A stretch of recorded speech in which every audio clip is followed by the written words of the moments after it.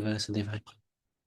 Hare Krishna, dear devotees. I wanted to seek the blessings of Radha Madhav, Radha Shyamsundar, Krishna Balaram, Bal Gopal, Nrsimhadev Bhagavan, Jagannath, Baladev, Gaur Nitai, Tulsi Mani, Haridas Rai, Guru Parampara, Srila Prabhupada, Guru Maharaj, and the assembled devotees. So, continuing on, thank you very much for joining today. Continuing on, Canto 8, Chapter 19. And this is where Lord Vamandev, he begs charity from Bali Maharaj. So in the previous chapter, we heard how Bali Maharaj petitioned the Lord, please ask for anything you want. He petitioned the Brahmin boy, ask anything you want. So Vamandev, he asked for 3 pieces of land in charity. Bali Maharaj agreed to this proposal. But Sukracharya, the spiritual master of Bali, he forbade Bali Maharaj to fulfill Vamandev's request. That's in summary. So what happened? When the Supreme Lord, Vamandev, heard Bali speaking in this pleasing way, he was very satisfied. Thus the Lord began to praise him. Your statements are very true. You are worthy of your dynasty. They completely agree with religious etiquette. They enhance your reputation. Vamandev praises Bali's superiors. Your present advisors are the Brahmins, who are the descendants of Brigu, and the instructor for your future life is your grandfather, Prahlad Maharaj. So Bali Maharaj had an amazing pedigree, dynasty, forefathers. Vamandev praised Bali's dynasty. No one has been poor-minded or miserly. They didn't refuse to give charity to the Brahmins. They didn't fail to fulfill the promises of charity. And they never refused to fight with the Kshatriyas. Lord Vamandev then praised the notable personalities in Bali's dynasty. Hiranyaksh. So this is like the uncle of Prahlad, the brother of Hiranyakashipu. Conquered all directions, and the Lord killed Hiranyaksh with great difficulty. Later, as the Lord thought about the uncommon prowess of Hiranyaksh, he felt himself victorious. Indeed, as the fight was severe.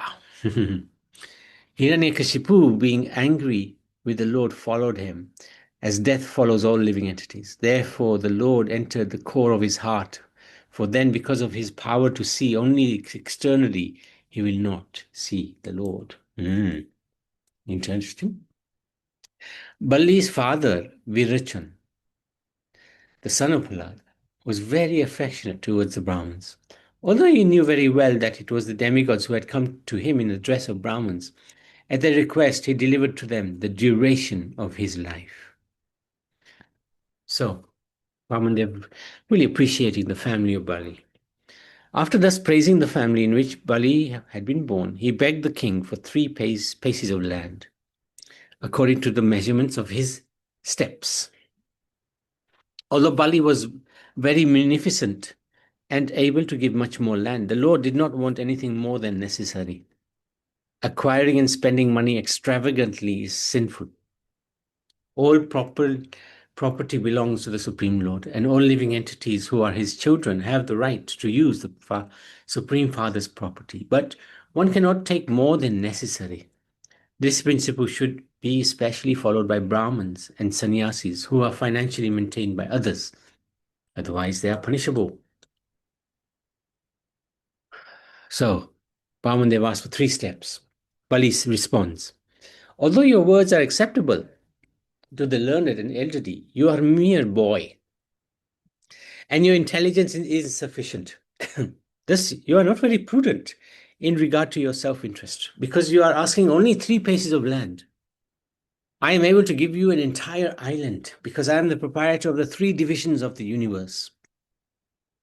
The Supreme Lord is the proprietor of all planets, both in the material and the spiritual world. Why should he be in want of land? The Lord approached Bali not for his personal interest, but for the welfare of his devotees. Devotees sacrifice all personal interests to satisfy the Lord. And see, similarly, the Lord, although full in himself and self-satisfied, can do anything for the interest of his devotees. So it's a very interesting point. This reciprocation between the Supreme Lord and the devotees, his devotees, is unique. They'll do anything for him and he'll do anything for them. Krishna's situation, he even lied for his devotees. He would break his own vow for his devotees. Even the entirety of the three worlds cannot satisfy a person whose senses are uncontrolled. One should be satisfied with whatever he achieves by his previous destiny, for discontent can never bring happiness. A person who is not self-controlled will not be happy, even with the possession of the three worlds. A Brahman who is satisfied with whatever is providently obtained is increasingly enlightened with spiritual power. But the spiritual potency of a dissatisfied Brahman decreases, as fire diminishes in potency when the water is sprinkled upon it. Therefore, I only ask for three pieces of land.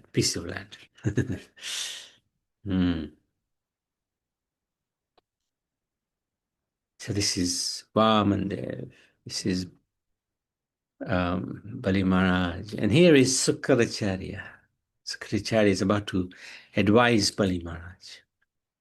Oh, hang on, what happened here? No, there you go. There's another picture. Sukaracharya.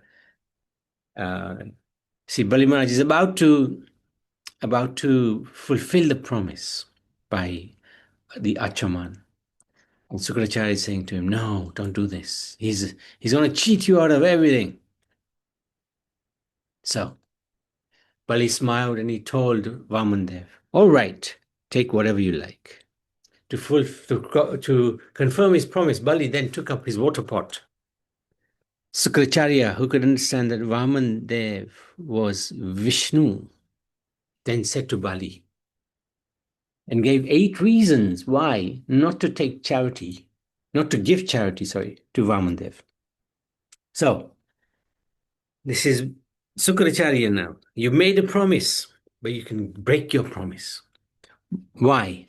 1, this person falsely appeared as a brahmachari is actually the Supreme Lord Hari, who has now appeared in order to fulfill the interests of the demigods. Your promise will cause harm to the demons. That's the second reason. Third reason, Hari has come in this form to take away your land, wealth, beauty, power, fame, and education. After taking everything from you, he will deliver it to Indra, your enemy. When the Lord takes away everything from his devotees, of course, he shows great favor to his devotees. He didn't say that, but that's one thing that we have to understand. When devotee becomes bereft of everything, it's the mercy of the Lord, the kind mercy of the Lord. How then will you live? Or how will you be able to give me dakshina? You will certainly be unable to fulfill your promise. Because of this inability, your eternal residence will be in hell. Livelihood is more important than charity. Charity that endangers one's livelihood is not praiseworthy. How to give charity? One has to divide one's wealth in 5 parts: religion, reputation, opulence, sense gratification, and family maintenance. So these are the 8 reasons he gives, right? Which are valid in one sense. But Bali was thinking, if I have something to give and still say I have nothing, how can I avoid the sin of lying? So Sukracharya answers this question, encouraging Bali to lie and take back his promise. A promise is truthful if preceded by the word Om, and untruthful if not. Bit of a technicality. One can maintain the body even by untruth. The utterance of the word Om signifies separation from one's monetary assets. When one gives everything to a beggar, one remains unfulfilled in self-realization and in sense gratification. A falsehood protects one's wealth and attracts others' wealth. But one who always lies becomes infamous, and though breathing, he's a dead man. So Sukracharya advised Bali Maharaj to withdraw his promise. He explained that in subduing others, in joking, in responding to danger, in acting for the welfare of others, and so on, one could refuse to fulfill one's promise, and there would be no fault. By this philosophy, Sukracharya tried to dissuade Bali Maharaj from giving land to Lord Vaman. So, chapter 20, very powerful chapter, this chapter 19. But then chapter 20 is even more incredible. Bali Maharaj surrenders the universe. Despite his knowledge that Lord Vaman was cheating him, Bali Maharaj gave everything to the Lord in charity. And thus the Lord extended his body. Yes, Praveen? Hare Krishna, Prabhuji. Hare Krishna. I wanted to ask you one question. Is the Bali Maharaj, excuse me, is that the same one which is in the Ramayana? No. That is, you mean the monkey? Bali? Yeah. No. No connection. Two different personalities. All right. Okay. Yeah. So this one is to do with the... He's the grandchild of Prahlad. Bali is grandchild of Prahlad. Okay. Hare Yeah. Krishna, Prabhuji. Okay. Thank you for asking. I just seen my video is on. I've got my wet cover on my head. Oh, have you? I see. It's okay. wet, you know. Okay. Okay, thank you. Despite his knowledge that Vaman was cheating him, Bali Maharaj gave everything to the Lord in charity. And thus the Lord extended his body and assumed a gigantic form as Lord Vishnu. So, after hearing the instructive advice of Sukracharya, Bali Maharaj, he became competitive, contemplative, i.e., he was thinking, what shall I do? Because it is the duty of a householder to maintain the principles of religion, economic development, and sense gratification, Bali Maharaj thought it improper to withdraw his promise to the brahmachari. And he gave 8 reasons why. Right? Why he rejected his guru's advice. Being the grandson of Prahlad Maharaj, how can I withdraw my promise out of greed and cheat a Brahman? Bali was a Kripa Siddha, or one who may not have undergone all the required details of bhakti, but who by the special mercy of Guru and Krishna has attained the perfection of bhakti. And examples are the wives of the Brahmins in Vraja. These are Kripa Siddhas. By the mercy of the Lord, they become Siddha, full of knowledge. On the other hand, a sadhana siddha is one who becomes a devotee by regular execution of the principles. So the second reason he gives, to lie or fail to honor a promise given to a brahmachari is never proper, for lying is the most sinful activity. Everyone should be afraid of sinful reactions to lying, for Mother Earth cannot even bear the weight of a sinful liar. Number 3, he said, if I do not fear hell, poverty, an ocean of distress, fall down from my position, or even death itself, as much as I fear cheating a Brahmin. All the material opulence of this world are separated from their possessors at death. So that's number 4 now. Hey, you're going to die one day, and everything will be gone. Therefore, if the Vaman Dev is not satisfied with whatever gifts one has given, why not please him with the riches one is destined to lose at death anyway? Number 5, the Dichi, Sibi, and many other great personalities were willing to sacrifice even their lives for the benefit of people in general. This is the evidence of history. So why not give up this insignificant land? It is said that one who is glorious in his activities is always living and never dies. Therefore, fame should be the aim of life. And even if one becomes poverty-stricken for the sake of a good reputation, that is not a loss. 7th reason, many men have laid down their lives on the battlefield, being unafraid of fighting. But rarely has one gotten the chance to give his accumulated wealth faithfully to a saintly person who creates holy places. It is more difficult to give up wealth than giving up one's own body. Yeah. And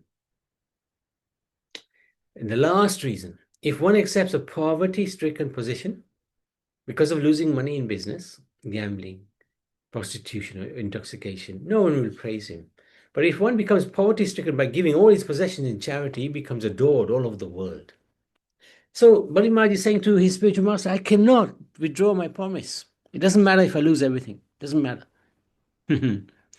Bali Maharaj thought that if this brahmachari Vamadev were Lord Vishnu, whom great sages worship, I must carry out his order and give him the requested tract of land without hesitation.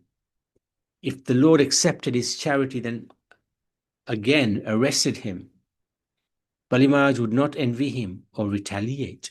Considering all these points, Bali Maharaj finally gave in charity everything he possessed. But Sukracharya was not happy. Thereafter, the spiritual master Sukracharya, being inspired by the Supreme Lord, cursed his exalted disciple Bali Maharaj, who was so magnanimous and fixed in truthfulness that instead of respecting his spiritual master's instructions, he wanted to disobey his order. So very soon he would be bereft of all his opulence. So this point is about not listening to the spiritual master. Of course, in this situation, it's a little different because the Supreme Lord is in front of him and Bali made a promise. So to not listen to the spiritual master was not a wrong thing from his point of view. Even though he got cursed.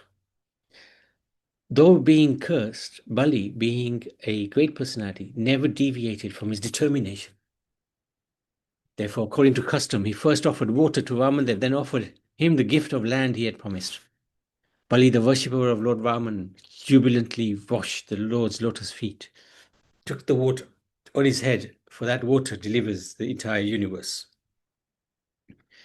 No one can give anything to the Lord, for he's full in everything, and everything belongs to him anyway. It is like offering a palmful of Ganga water to the Ganga. What we offer to the Lord does not belong to us, nor does it enrich his opulence. But by such offering, one becomes recognized devotee.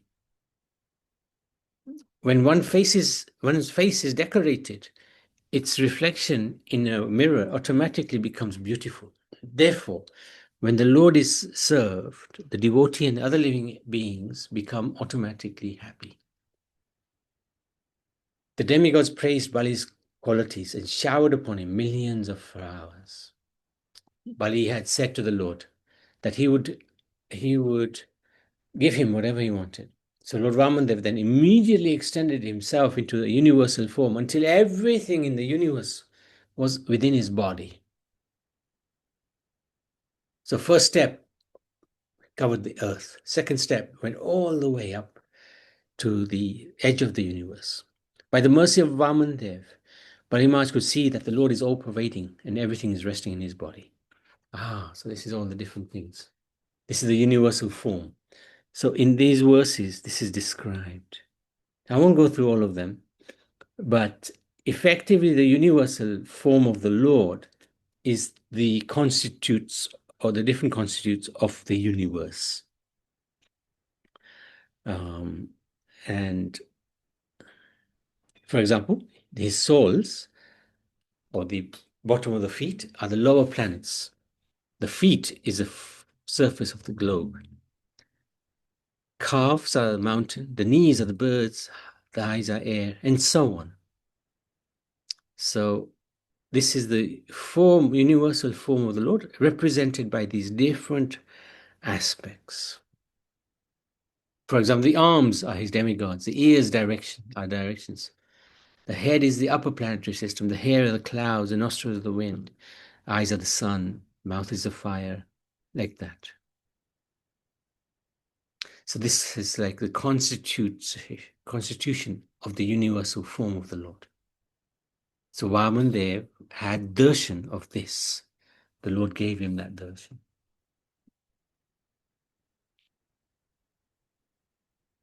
Bali Maharaj could see Lord Vamandev as Supreme Lord wearing a helmet, yellow garments, the mark of Shrivatsa, the Kastuba jewel. a flower garland, ornaments decorating his entire body. The demon associates of Bali were perturbed upon seeing the universal form with their various weapons offering prayers to the Lord. There you go. This is an idea. This is what he saw, Bali Maharaj, and the demons. The Lord was very kind. He gave darshan even to the demons. And he was carrying all these weapons as well. The Lord covered the entire surface of the world with one footstep. By extending his body, he covered the entire sky. With his hands, he covered all the directions. With his second footstep, he covered the entire upper planetary system, including Mahalok, Janalok, Tapalok, and even Satyalok or Brahmalok. Thereafter, there was no vacant place where he could take his third footstep. So there you go. This is Vaman there. This is Bali Maharaj praying. Wow, amazing. Take it all. And Vaman he's extended his foot. He's also known as Trivikram, conqueror of the three worlds. So he basically extended his second foot to cover everything above Bhulok. All of these planets. And his foot crossed all of these coverings as well and pierced a hole in the universe. So that's the end of chapter 20. Any questions? Any comments?